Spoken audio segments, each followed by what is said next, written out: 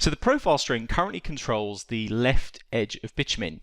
However, the design of that profile string currently has no context to any other string within the project. When we created the profile string, the software simply put a line of best fit along the vertical design for us, and then we've simply told the left edge of bitumen of existing road to use those elevations. What we really want to be able to do is to design that profile string in context to other strings or other codes within this particular project. So what we're going to do is see visually the design of the center line against the profile string that we've created. You may need to zoom in just a little bit so you can see the profile string on the left hand side. However, if you don't, it doesn't matter because you can always press enter. So we're going to open up the vertical grading editor, and then we're going to either left click close to the profile string or press enter to choose it from a list. So we're looking for existing road offset left side.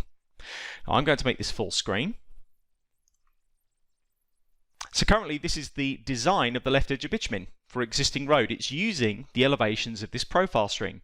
What we need to do is now give it some kind of context. So what I'd like to do is to see the center line of existing road projected into this view.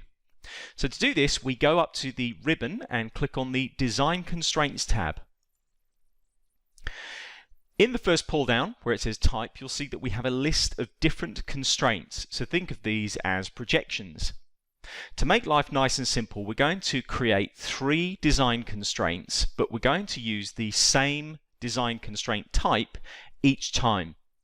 The reason for this is because each of these different types has different parameters which you can change. This type actually contains all of the different parameters in which we can choose to use or not. So we're going to select Project Design Code. The order of creation is important. You always pick the type first, then you click on the plus icon to create, and we're going to call it the following.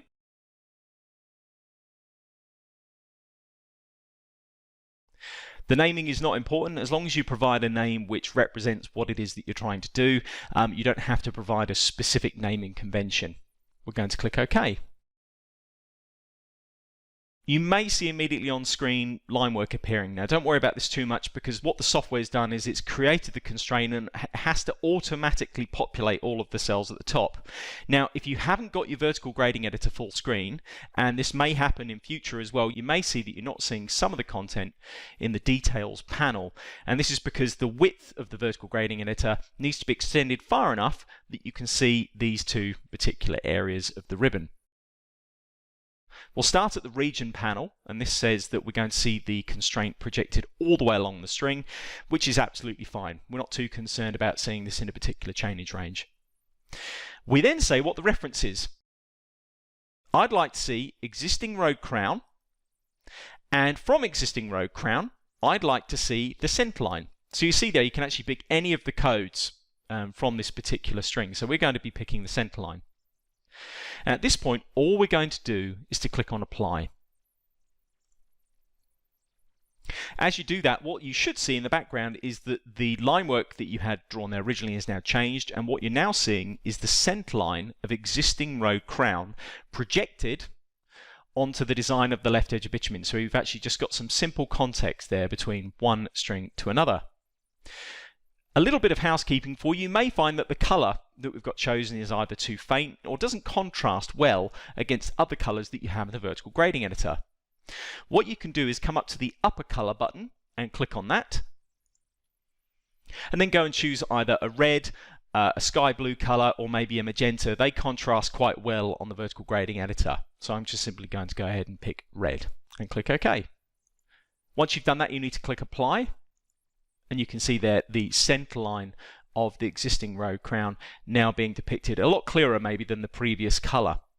If you no longer want to see the constraint but have it there in the background, you can simply go in and uncheck where it says upper active and lower active. You can uncheck those 2 boxes and then click on Apply, and you'll see that the constraint is no longer being drawn. It will still be there in the background, it just won't be drawn. So we're going to go back to upper active and lower active, check those 2 on, and then click Apply. The design constraint is not only being created in the vertical grading editor, but actually in the background it's also being added to the design data form for your string. So for ease, we're just going to click on the Home tab, And then we're going to come across to the common panel, and you can see there we can open up the design data form for our profile string. So go ahead and click on that. In there you can see very simply we have no template being applied, which is correct, but there is a design constraint. If you click on the little plus symbol for that and then click on the entry that's been added, this is the entry that you just created a second ago in the vertical grading editor.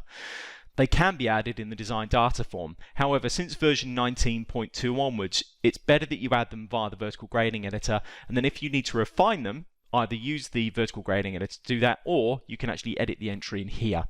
But this is really a summary of what we've done, where we can go in and begin to change content if we wish.